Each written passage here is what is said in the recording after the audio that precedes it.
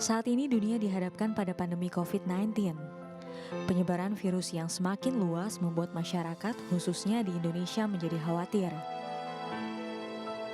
Virus corona berdampak di berbagai sektor. Selain kesehatan, berpengaruh juga terhadap sektor pariwisata, ekonomi, pendidikan, ketenagakerjaan, keuangan, dan hal lainnya.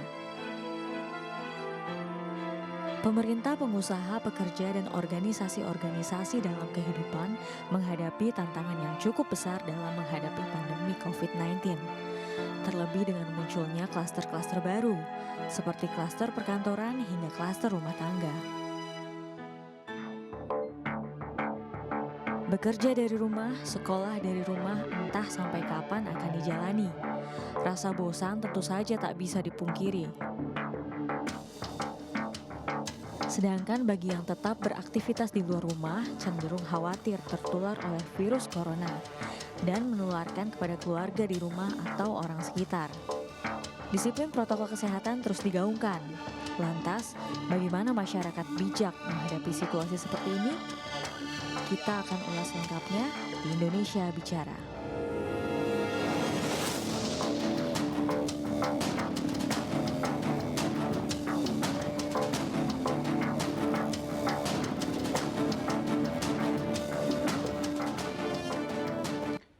Ya, sampai kapan pandemi ini berakhir? Mungkin inilah ada pertanyaan yang tentunya menjadi pertanyaan Anda, saya, dan ya termasuk kita semua. Beberapa literatur dan banyak ahli belum bisa memastikan kapan corona hilang dan pandemi berakhir. Upaya pembuatan vaksin dan obat untuk menyembuhkan pasien COVID-19 masih terus diuji cobakan. Rasa kecemasan berlebih, khawatir dan takut tentu tidak bisa dipungkiri dan bisa dibilang itu normal. Nah, secara tidak langsung tentu berpengaruh terhadap kondisi psikologis masyarakat. Apa yang bisa kita lakukan untuk menjaga kondisi psikologis tetap sehat dan imunitas tetap terjaga? Bersama saya Herjuno Syaputra, kita akan berbincang lebih jauh terkait kesehatan mental di masa pandemi. Dan di segmen ini saya akan berbincang dengan tamu pertama saya yang sudah bergabung bersama saya di Skype. Ini ada Intan Erlita, psikolog dan juga selebriti ya. Psikolog selebriti ya, kan kalau ada dokter selebriti nih Mbak Intan, ada psikolog selebriti juga nggak sih nyebutnya, sama aja ya? Bebas aja, bebas. Mana aja boleh ya. Mbak Intan apa Iya. kabar? Baik, Juno apa kabar? Alhamdulillah sehat ya Mbak ya. Itu yang Alhamdulillah. bisa kita lakukan untuk saat ini, tetap sehat. Nah, Itu bicara benar. tadi di awal saya sudah menyebutkan bahwa kesehatan mental ini, ini penting banget Mbak. Bukan bicara tadi soal fisik saja yang kita harus jaga, mentally juga Iya. memang harus tetap stabil, apalagi di kondisi yang tidak stabil seperti ini. Nah, bicara stres Mbak Intan, ya, semua orang saya yakin stres saat ini, apalagi yang di Jakarta. Ini kalau bicara stres, pertanyaan pertama, apakah memang benar stres itu mempengaruhi kesehatan fisik? Iya, jadi gini Juno dan juga semuanya nih, stres itu hati-hati karena itu kan sesuatu yang nggak ada ukurannya, ya Oke. kan? Beda kalau misalnya sakit fisik kita bisa mengukur di kadar normal atau di luar batas normal, gitu Ya. kan? Kalau stres itu yang merasakan diri sendiri, menjadi bahaya ketika kita tidak menyadari kita stres, sadar-sadar kita udah di atasnya stres, yaitu depresi, Waduh. gitu kan? Nah, sesuatu yang menyerang pikiran ini ternyata bisa menyerang fisik akhirnya, namanya psikosomatis. Ah, Jadi iya. sakit fisik yang dirasakan karena pikiran kita yang berlebih. Pikiran apa? Kecemasan, ketakutan.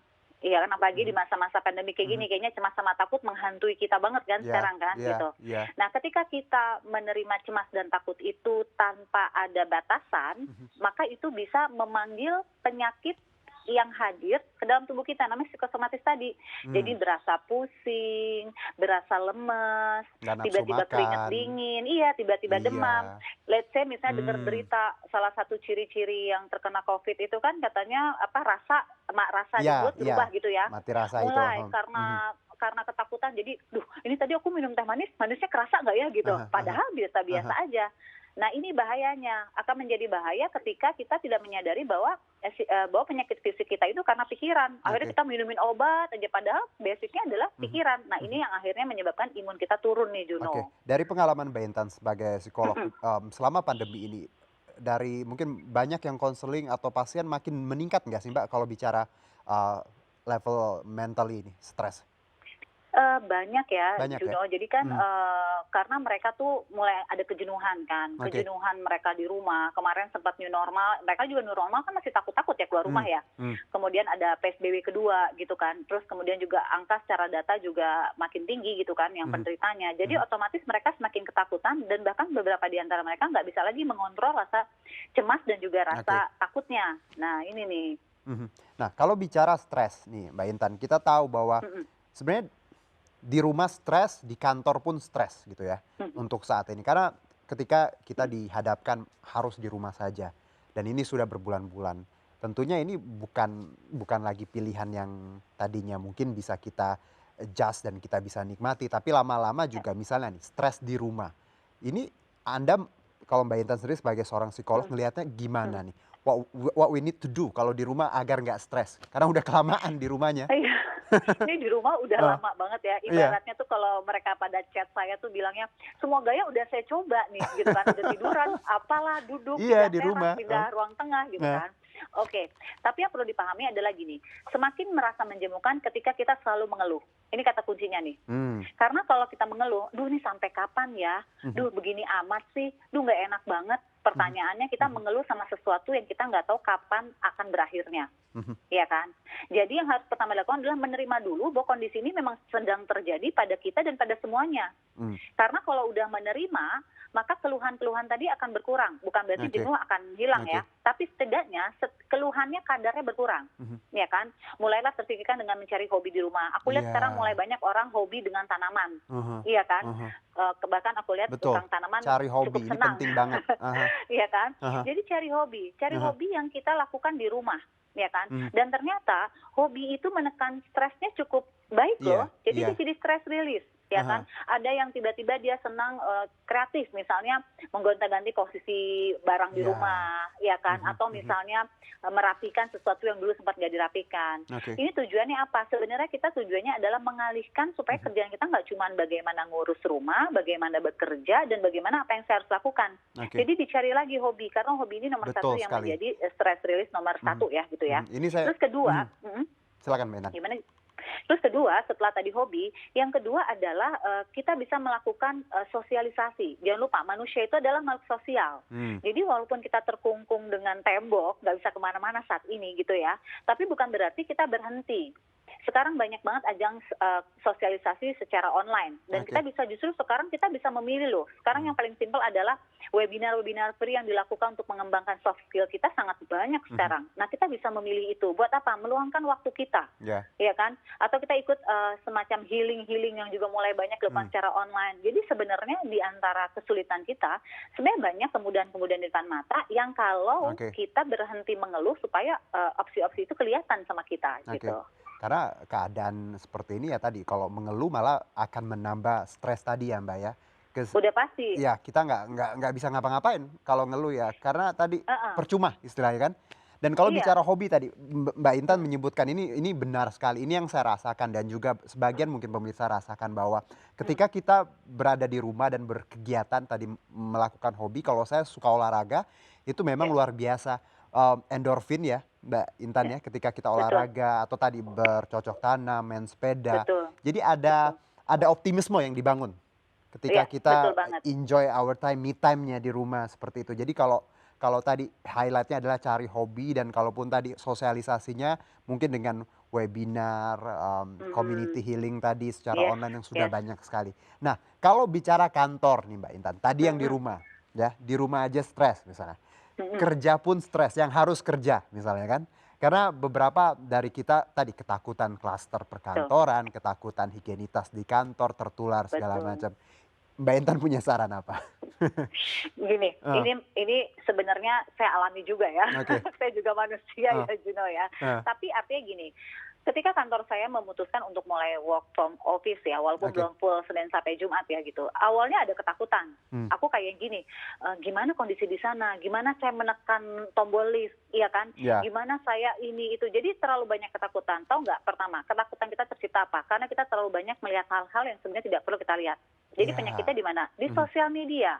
ya kan? Ya. Hati-hati, lift itu sarangnya penyakit. Jadi kalau kita masuk lift adalah ketakutan dulu karena sudah dibangun dari di rumahnya bahwa itu menakutkan. Nah, saran aku yang pertama adalah gini, sekarang semua tempat, let's say kita harus terima nggak aman, ya kan? Karena ibaratnya virus ini ya kelihatan mata, beda kok kelihatan mata, ya kan? Jadi ibaratnya semua tempat kita nggak aman. Oke, kita berdamai dulu dengan itu. Tapi saya harus keluar. Kemudian apa yang harus saya lakukan? Oke, kalau gitu saya mempersiapkan diri. Masker udah nggak ada nego lagi, harus dipakai. Malah kalau masih ragu, double masker. Ya. Ya kan? Karena kita berhak memilih untuk kesehatan kita. Jangan pakai masker yang misalnya untuk model-model. Saatnya bukan saat-saatnya fashionable sekarang. Saatnya kesehatan nomor 1, ya kan? Kedua, kemudian kita harus bawa tools-tools atau peralatan-peralatan yang bisa menunjang kita. Contoh apa? Hand sanitizer, mungkin tisu basah, mungkin untuk menghindari kita pada saat menekan lift, saya pakai apa, ya kan? Jadi hal-hal itu dilakukan. Jadi ketika kita tahu kondisi tidak aman, bukan berarti kita mencemaskan diri dengan keadaan yang ada, tapi bagaimana kita bertarung di luar sana, namun dengan peralatan lengkap yang kita miliki. Secara psikis kita merasa siap ketika kita memiliki itu semua. Asal kita jangan kalah dengan pikiran yang ada kita, karena semua dari mindset-nya. Betul. Mindset ini luar biasa bahwa bagaimana kita manusia harusnya menjadi tuan dari mindset kita sendiri ya Mbak ya. Bukan budak dari mindset. Ini highlight yang harus teman-teman juga lihat. Dan kalau saya sendiri ya Mbak, this is what I invest in my mind gitu, bahwa ketika saya kerja itu it keeps me sane. Karena saya suka sekali, kalau ya di rumah ada saatnya kita tadi work from home, tapi ketika kerja menurut saya itu salah satu rekreasi saya. Karena it makes me tadi kalau bahasanya itu apa ya, waras, berkarya gitu. Karena ada yang bekerja gitu, otaknya jalan, tenaganya jalan. Ini juga mungkin salah satu yang bisa kita tadi taruh di motivasi bahwa working keeps you sane ya Mbak ya. Ya, boleh banget. Itu malah penting karena gini, sekarang ini ke tempat kerja itu udah sebuah hiburan loh. Betul karena kita sekali. Keluar rumah, ya Banget. kan? Jadi kayaknya happy gitu. Kita ambil energi happy itu. Tapi energi happy itu bisa terambil Juno kalau mindsetnya kita sudah benar. Bahwa walau kondisi seperti ini, saya harus tetap bangun, saya tetap harus bangkit, saya harus tetap berprestasi. Maka yang tadi akan terbangkit tuh yang positif mindset, ya kan, bawa kekerjaan ini ketemu teman-teman, happy segala macam, ya kan. Jadi ibaratnya nih kalau saya suka ngomong gini, udahlah kita berdamai sama keadaan. Pandemi ini nggak ada yang bisa nebak kapan akan berakhir. Jadi anggap saja sekarang adaptasi kita memang seperti ini. Bersosialisasinya jaga jarak, ya kan? Jadi make it easy. Sosialisasinya jaga jarak. Saya pakai masker, kamu pakai masker, ya kan? Kita nggak salaman atau kita tos secara sikut atau tos sikut kita merasa nggak nyaman, kita nggak perlu tos sikut. Cukup seperti ini. Jadi artinya pilih yang paling kita nyaman. Kemudian enjoy your life. Karena kalau kita penuh ketakutan, yang ada kita sakitnya atau terpapar virusnya bukan karena berdekatan atau keluar dari rumah, tetapi karena psikis kita yang berpikir terlalu berlebih, menyebabkan imun tubuh turun, akhirnya kita terpapar gitu. Baik, jadi mengeluh ya sudah tadi tidak ada gunanya Mbak ya. Yang paling penting adalah tadi menolong diri sendiri dan orang-orang sekitar. Saling bantu, saling support. Tidak hanya soal financial, fisik atau apa, tapi mentally juga sangat penting ya Mbak ya, untuk saling support. Sama, ya satu lagi mungkin Juno. Jadi gini, kita meremehkan nggak boleh. Jadi terlalu nantangnya juga nggak boleh. Santai aja lah, parno banget. Kadang ada yang kayak gitu ya, itu nggak boleh. Tapi terlalu kita ketakutan menjadi paranoid juga nggak boleh. Jadi artinya in the middle gitu, bahwa kita meyakini bahwa ini ada, tetapi kita nggak boleh menganggap remeh. Tapi satu lagi bahwa hidup kita harus terus berjalan karena ini pasti ada akhirnya. Mbak Intan, satu mungkin kalau bicara teman-teman yang mungkin dalam keadaan terkena gitu ya setelah swab atau apa, mentally kan down nih. Beberapa ada yang malu, beberapa yang juga tadi memutus komunikasi. Mungkin ini bisa terjadi, ya we never know. Kita pun bisa jadi korban sebenarnya. Nah, Anda punya saran ketika kita tadi punya teman ataupun seseorang di sekitar kita yang terkena, how to build their self esteem, gimana kita harus membuat satu apa ya istilah culture bahwa it's not something yang tabu, kita harus support gitu, gimana? Oke, pertama gini, ketika siapapun di sana yang terkena virus COVID-19, dan benar kata Juno tadi, semua orang bisa terkena, bahkan saya atau Juno atau siapapun bisa kena, karena it's benar-benar random gitu, nggak ada yang tahu gitu kan. Pertama adalah bahwa ketika terkena positif, disyukuri dulu. Loh kok disyukuri? Kan positif. Loh disyukuri dong, ketahuan. Jadi ada antisipasinya, ya kan? Karena ketika kita positif, kemudian kita merasa menjadi orang yang terlemah, menjadi orang yang terhina, maka kitalah yang membuat diri kita menjadi lebih buruk. Karena ingat, ini belum ada obatnya. Ini belum ada obatnya. Jadi benar-benar ini ada harus positif mindset. Jadi pertama terima dulu. Kedua adalah ini sebuah penyakit yang bisa sembuh. Banyak yang sembuh. Jadi kalau kita berbicara semua penyakit, pasti ada yang sembuh, ada yang meninggal. Ya enggak? Cuman menjadi sorotan ketika berita angkanya adalah yang meninggal setiap hari, ini. Tapi yang sembuh juga banyak. Jadi positif dulu adalah pasti bisa sembuh. Yang ketiga adalah ini bukan aib.